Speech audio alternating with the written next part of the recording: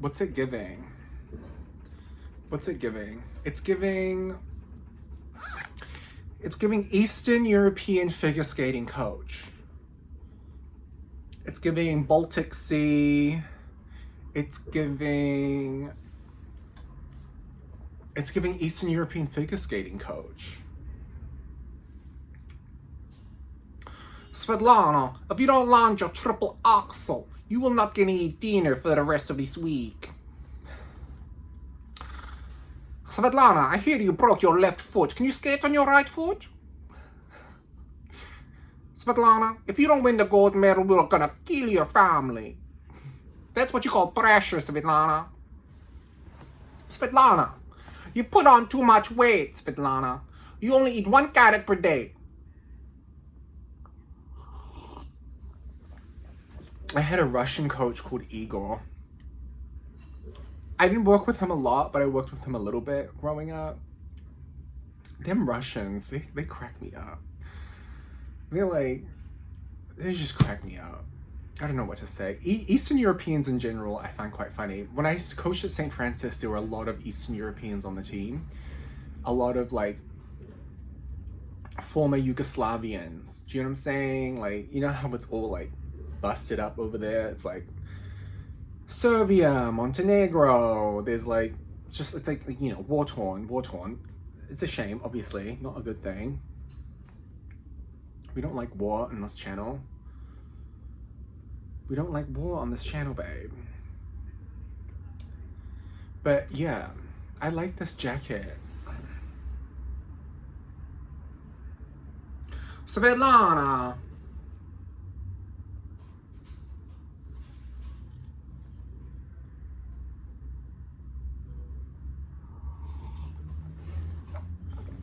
Happy birthday to my crush. Tell him to check his mail. If you're watching this, baby boy, go check your mail. Okay, I gave your tracking number to your physio. It was a little unethical how I did it. His physio put up this IG post that was if you want to know my scholarly sources of my latest post, type here or type something. Do you know what I'm saying? And I definitely was por favor. I mean, I trust his sources. Here's the thing. I'm persona non grata with these apps companies, okay? These social media apps companies, they really don't like me. I really, they don't like me. And we'll get into it in a minute. But if I send a message to a person, it's guaranteed going to disappear. It's not going to get to where it needs to go. And it won't go in your primary, general, or requests. It will go into hidden and they'll bury it. Do you know what I'm saying? They do not like me. And that's fine because I like myself. I like myself, bitch. I'm trying to swear less on this. Maybe my post will do better in numbers if I don't swear. But I doubt it because they just don't like me, babe. It's okay. We don't have to like everybody in this life. You know, we're by no means obligated to like everybody. But they really don't like me. Whatever. It is what it is.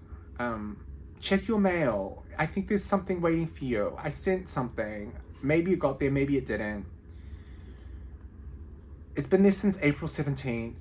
I sent it to the academy. I sent it to the, It's in the Vienna? How do you pronounce that? Para español. Vienna? I know 2 L's makes a Y. I gave your physio the tracking number and he saw the message. And that's why I had to connect with him this way, because if I sent it any other way, it would have been buried. And I needed to make sure that it got to his inbox. But I'm sure you're out there resting and recovering anyways, because you got a little bit of injury. I keep you in my prayers.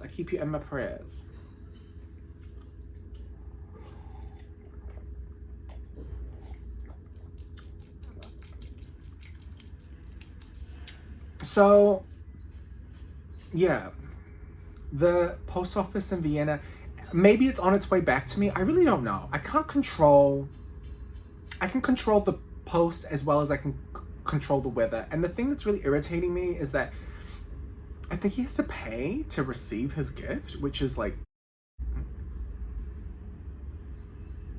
it's really upsetting to me because, like,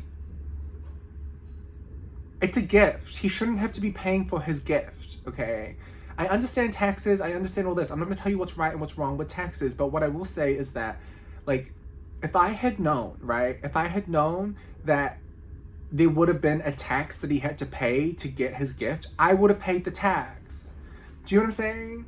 Like, I would have got my little pocketbook out, wrote a little check to the government, and I would have been like, boop, there you go. Because I don't want him to pay for his gift. I can't stop swearing. That's messed up. And here in New Zealand, if you only pay a customs fee if your gift is over like $400, $500, and I definitely like deflated the price of the gift. I was like $20. So maybe if it's based upon that, it should be very cheap. I don't know. I've been reading several different things. I hope he gets it. It could very well be on its way back here. I can't control that, okay? I can't control that. I can control that as well as I can control the weather. So I just let it go. Okay, just let it go. But look, I've been presented with a really unique opportunity, right? I talked about this last week, how I was like building my team to get back out there. And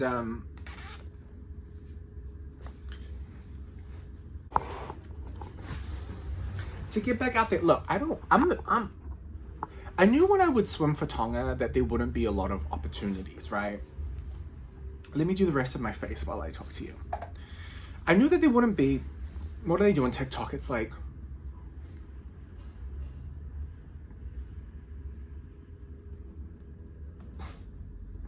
this is a vegan collagen serum. I knew that there wouldn't be a lot of opportunities, you know? Like, I'd really have to create my own opportunities. And I really love my sport. Like, I love swimming. But there's a lot of things wrong with it. Look, no sport is perfect, right? Like, every sport has their own thing. Swimming, I would say,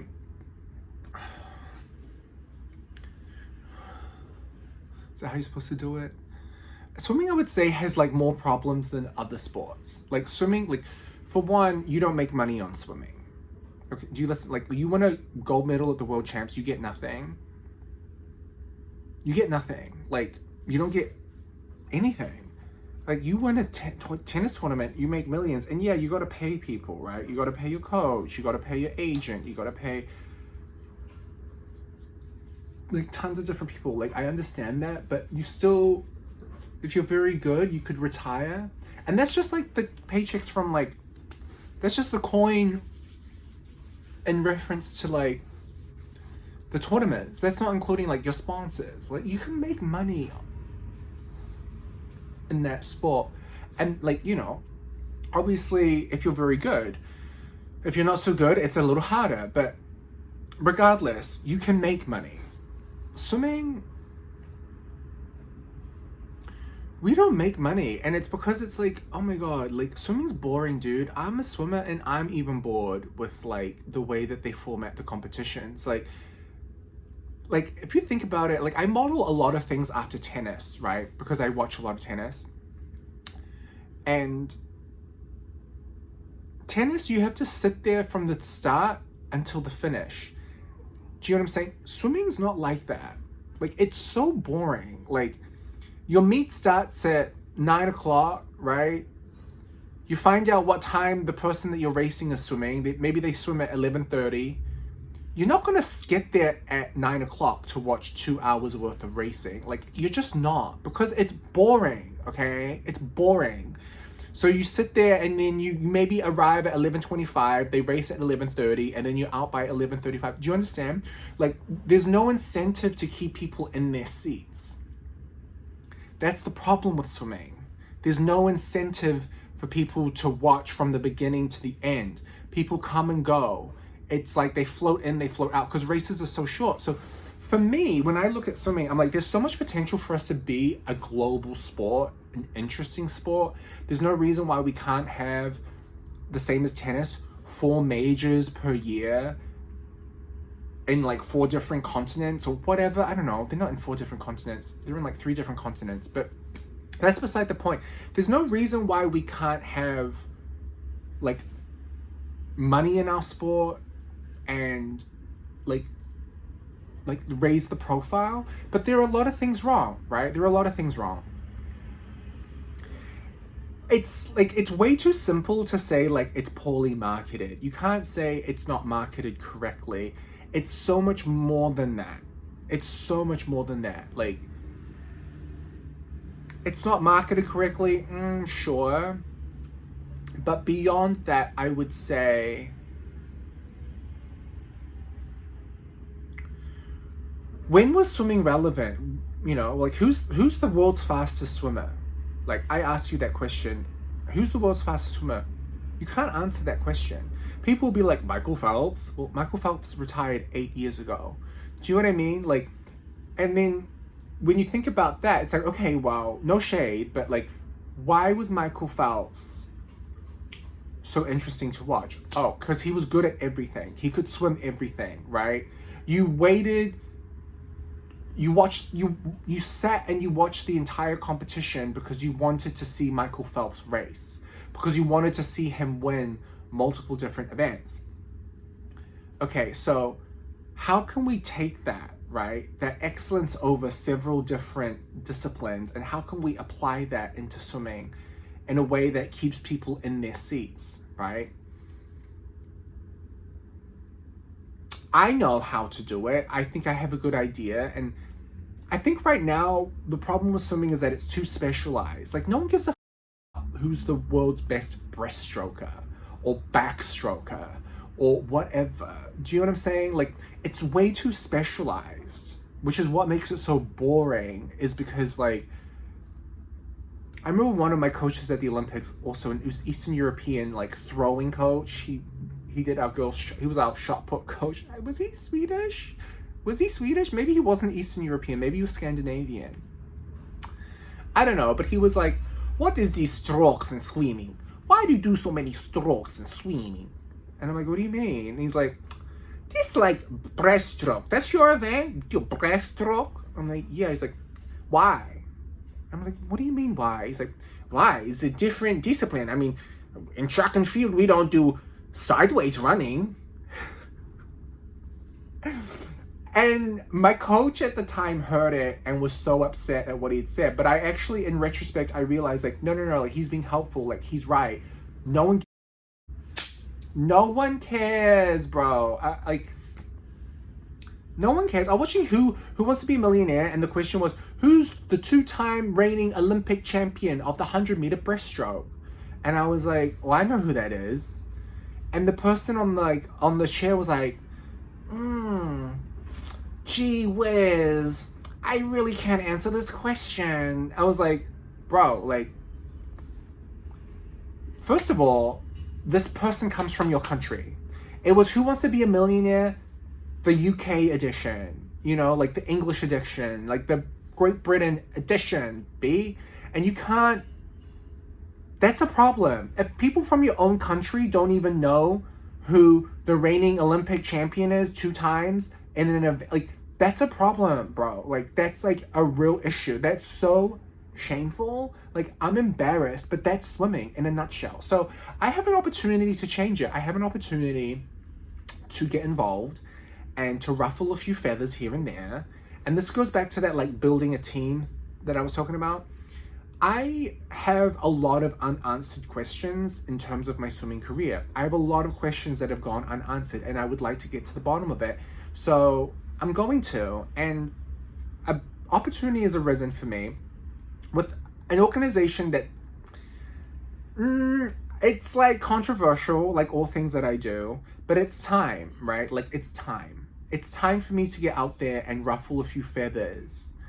And I'm hoping that I'll be able to accomplish some meaningful change in my sport. Because at the end of the day, like, people have asked me, you know, like, oh wait. People have asked me to get involved with swimming, like at the executive level. Like, I've had FINA or World Aquatic,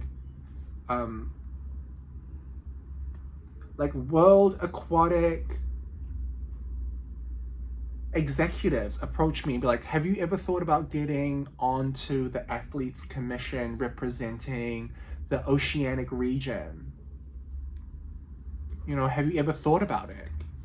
And I'm like, really flattered. Do you know what I'm saying? Like, I'm really flattered that they consider me, and I'm really flattered that they think of me. But at the end of the day, I'm only really interested in creating meaningful change. And I don't know if those organizations really bring about any meaningful change.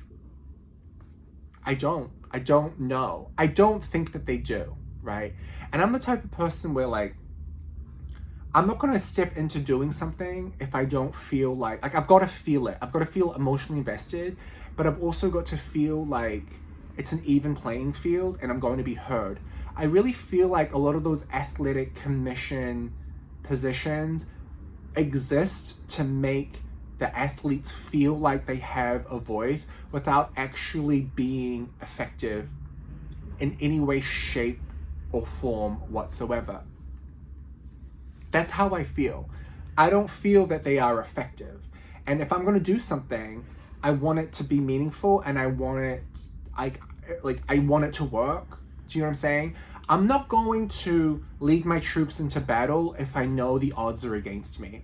And I'm not talking about sport. And sport, bro, like, it's different. I would kill myself to try to win for my relay team or for myself. Do you know what I mean? Like, even when we've lost the dual meet in college, I would still race to win because that's just like who I am. But what I'm talking about is, like, I'm not going to enter into an equation where I know the odds are out of, like it's like not.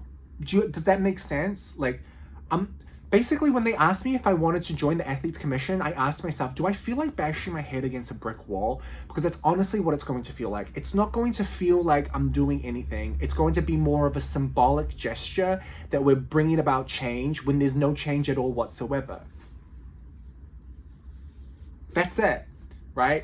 And, like, if I'm going to bring about change in my sport, it's not going to be in the conventional way. Do you understand? It's going to be in my own individual, unique, interesting way. And my fear is that people are no longer want to associate with me, right? If I go down this road, like, my fear is that people are not going to they want to steer clear of me. But I'm also like, people steer clear of me anyway. What difference does it make? Like, no one's associating with me. I think it's more my crush. I'm scared that my crush is not going to understand this path that I'm going down, and maybe it'll disqualify me from being in a relationship with them later. But I also need to live with my life. I need to live my life in this very moment. I can't live my life banking on a and, if, or maybe. And this is an incredibly personal journey for me. This is not something that, like, this is a personal journey that's going to bring about closure to a chapter of my life that, you know, if I end it now, I'm going to be bitter. And I have an opportunity to make it bittersweet. So I think I'm going to do that. Why not do that? Why not go out on your own terms? Especially in a sport like swimming where no one goes out on their own terms. No one! And it's by design. It's really messed up, bro. Like, no one in swimming retires feeling, like, happy with their career. So something's wrong. Something's wrong. But again, the organization that's approached me to work with is, like, controversial. You know, people are going to want to distance themselves, but no one's reaching out to me nowadays anyway. So what, like, again, it makes no world of difference to me because no one, like, I'm already out here on my own. What am I going to do? Get a corporate 9-to-5 job? babe? Like, does that look like, do I look like a corporate 9 to 5 type? Like, I'm not, okay? Like, I'm really, really not. So this is what I think I'm gonna do, and people are gonna get it, and if they get it, great. If they don't, fine. For me, it's about bringing changes to my sport that are meaningful and long lasting, and that are going to like grow the sport in a way that it needs to be grown. Because like, dude, like right now when I look at some of the people that are involved in swimming, I'm like, who are you? How did you get to this position?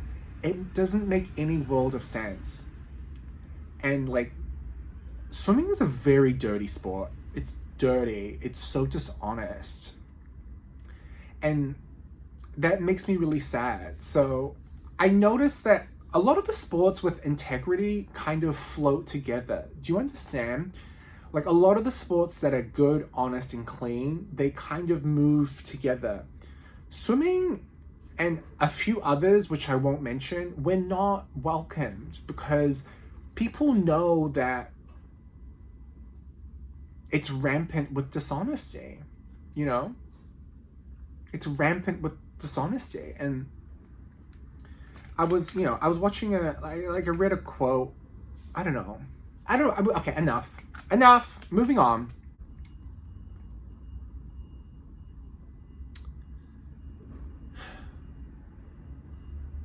Crush Watch. He cracks me up. So I was watching a TikTok about astrology, and it was about like, you know, these are the things you shouldn't do if you're trying to charm a person with this Venus sign, right? So it was like Venus in Aquarius. Aquarius is the placement that this is a difficult placement because they're turned off by 98% of all people. And I started laughing because I was like, that's so true. Like, we're not attracted to people. Because I have a Venus in Aquarius. Aquarius is like the alien of the zodiac. Do you know what I mean? Like, they're not really of this world. They're like out of this world. And I feel like that's why we're hard to charm. Because when dudes have like bought me gifts in the past, it's not that I haven't appreciated them or I don't like them. It's just that like, it's not a good accurate measurement of like care. So if someone sends me a gift, I don't know, we're not of this world, so you can't get us anything from this world that's going to appeal to us. Does that make sense? Like, how to charm a Venus in Aquarius, it's really like, and we're also uncomfortable with emotion. Like, when people confess their feelings for us, we get very cagey and we're quite distant. We can be quite aloof at times. But there's a way, obviously. The way you charm a Venus in Aquarius is like, you have to be very unconventional. You can't do it in ways that are easily recognizable. You have to do it in ways that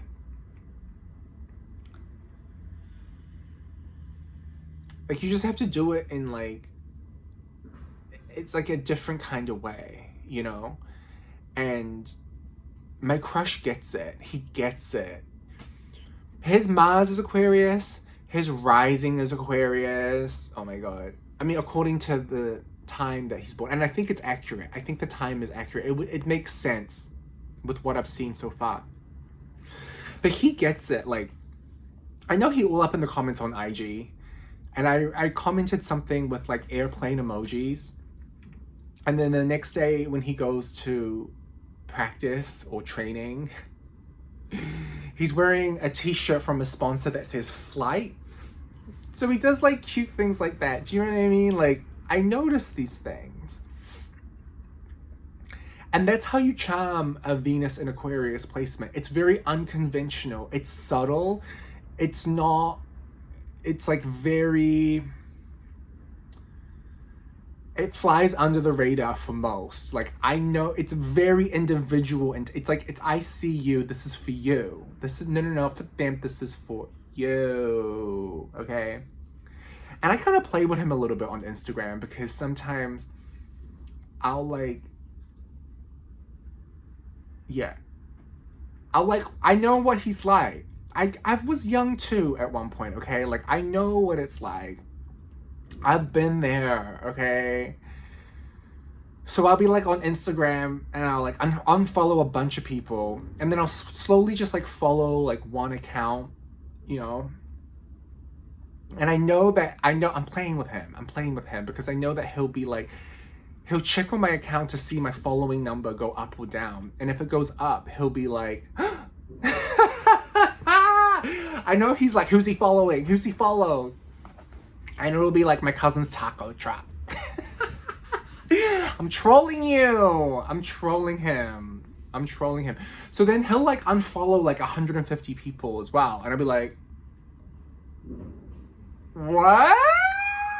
What's he doing? What's he doing? And I try really hard not to stalk. Do you know what I mean? Like, I try hard not to stalk, but I'm only human. So I'll go through his following list, and I'll notice like certain people that have been like unfollowed, right? And I'll notice it like, I'll notice like a person that he's unfollowed that I'm still following. So then I'll go on my following list and I'll unfollow that person as well, just to see if he's noticed, you know? And I'll just like sit back and I'll wait. I'll just sit back and like, all right, just see what you'll move. And then I'll like wait until it's daytime where he's at, when he's obviously awake, and I'll check his account, and his following count will go down by 1. Do you know what I mean? Like, it's just like these like small kind of like, he knows that I'm playing with him, and he's playing with me. Like, we're playing with each other. There's like a playfulness with the flirtation that's like, if you blink, you'll miss it. That's, you know, like, I'll wear a color, and then he'll wear the same color. Do you understand? Like, that's the kind of vibe that we got going. But yeah, it's okay. I know we gotta keep it a secret. It's fine, baby. I understand. Okay, I understand. I know where you're at.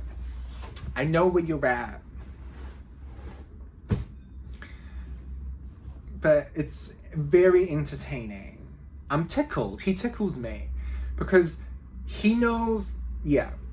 And his Mars is in Aquarius. So there's a synastry between my Venus placement and his Mars placement. There's a synastry there. Do you understand? Mars is a planet of sex and aggression, yes, but it's also the way that you assert yourself in the world. So he asserts himself like an Aquarius, unconventional, a little off the beaten track, kind of quirky. And that's my Venus. So that's how I love. I love like that. Different, off the beaten track, unusual, quirky. So it's like, it's a very interesting dynamic that we have going on. It's an interesting flirtation. But the social media stuff makes me giggle. Yeah. Like, I'll follow one person and I know he'll be like, who is it?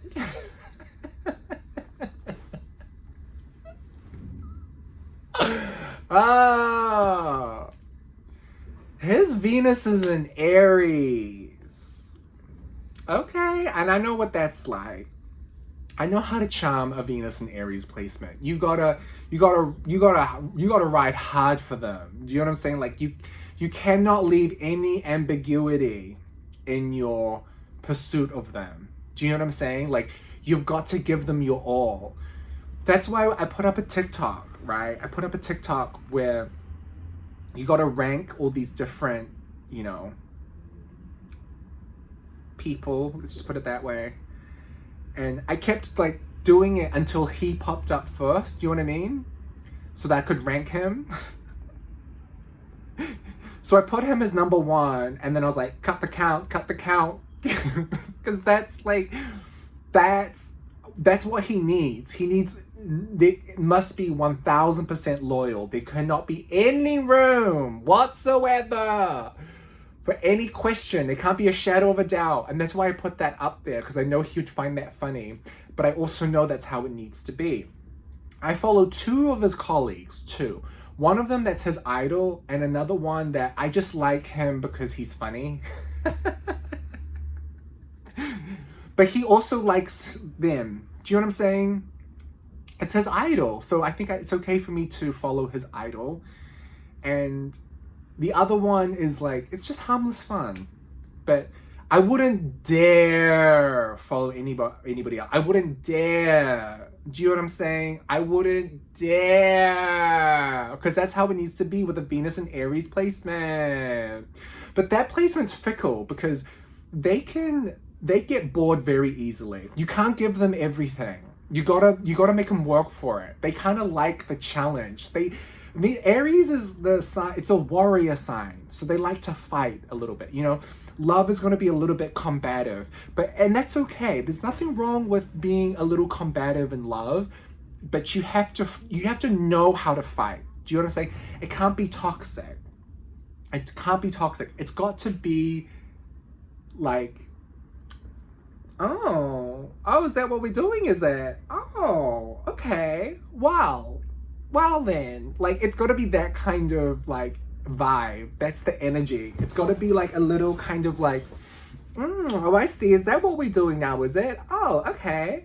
All right. It's like kind of like, it's a little bit like competition, but there cannot be any left like room for questioning. Like they got to know that you're loyal to them. I can't even describe it.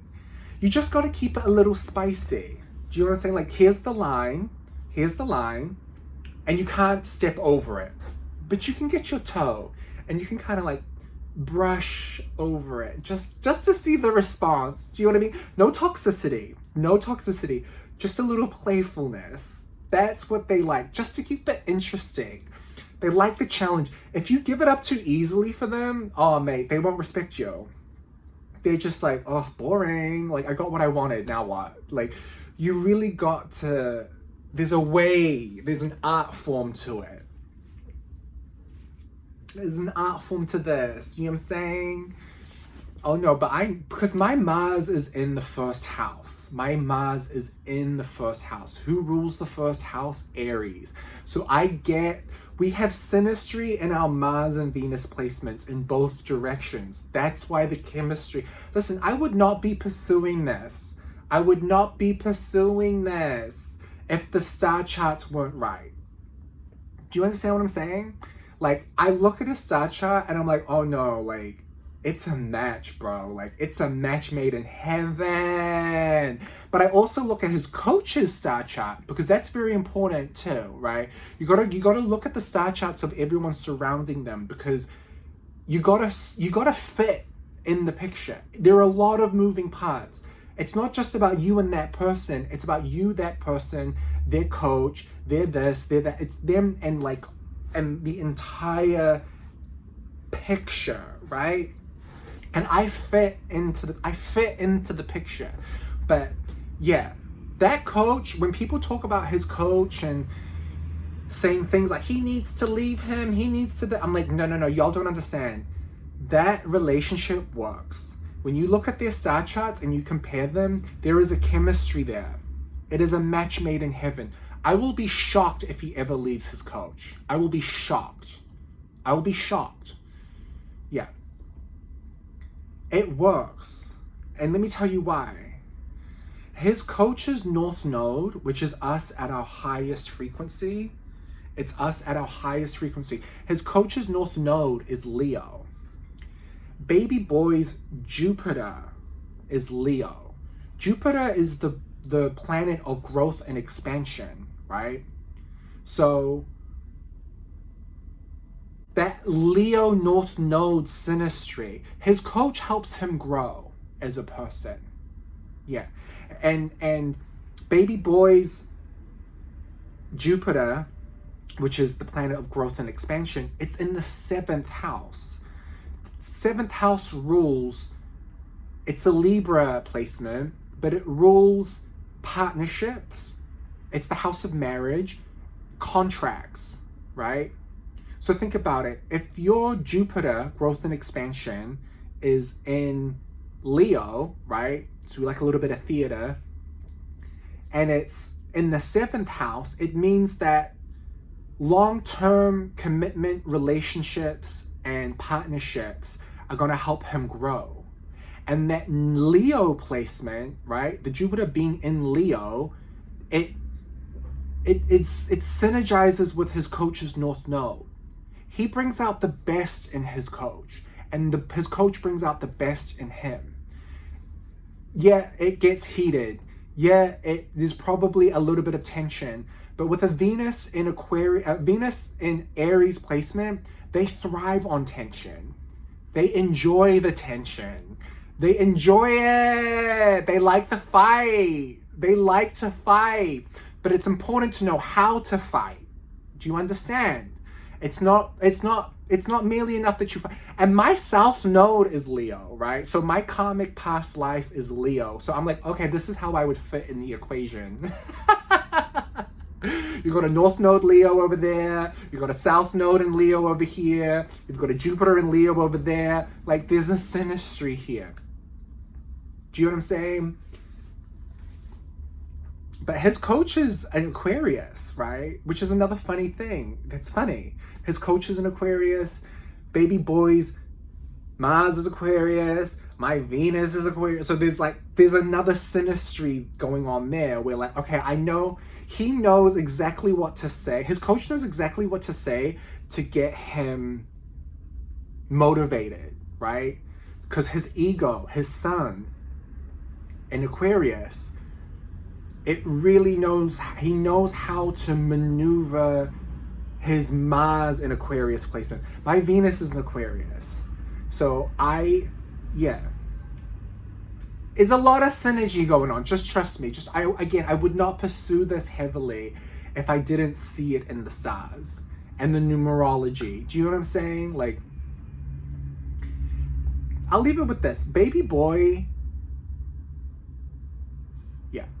his North Node is in Taurus, so he's been brought here to build. Nothing is going to get handed to him, right? There's no inheritance.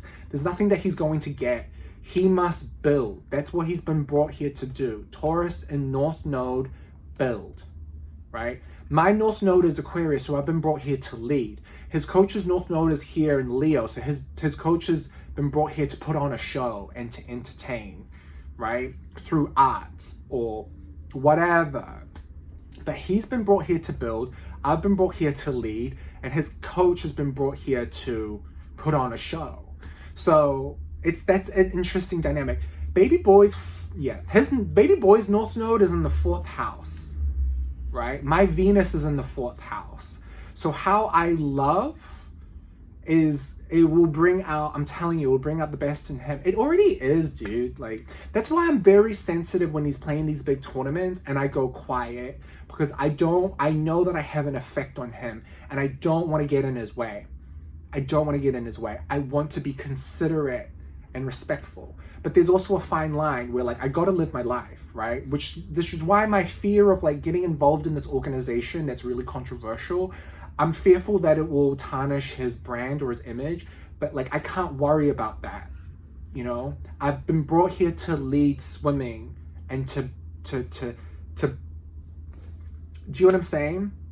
I got to live my life for me. I can't live my life for you. I've got to live my life for me just as much as he has to live his life for him. And it's about taking two complete people and bringing them together. And this journey is a personal one.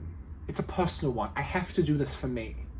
And, you know, we should always be encouraging our partners to seek truth and to bring justice to the world, you know, and to try to leave this world in a better place than how we left it. I think that's what I want to do. I want to leave swimming in a better position than I did when I have left it. But I got to do this.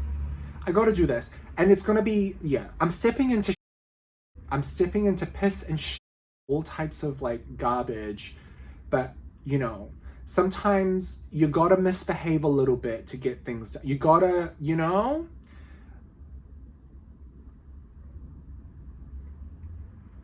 I'm just like mentally preparing for it because I know it's going to be quite a fight.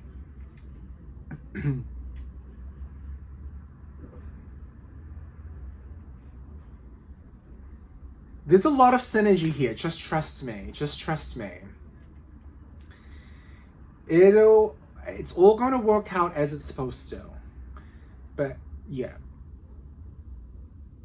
If he doesn't want anything to do with me after this, so be it. I don't think so, though. I don't think that this is the way that the human heart is wired. I think, you know, I think there's nothing, and there's also nothing in life that we can't explain. Do you know what I mean? Like, I can explain this.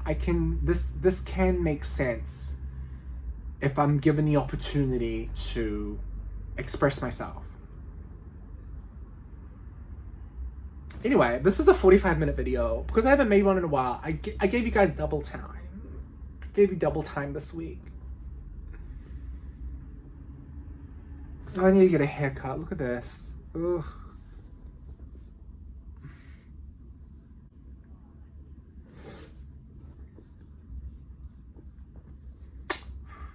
Te quiero.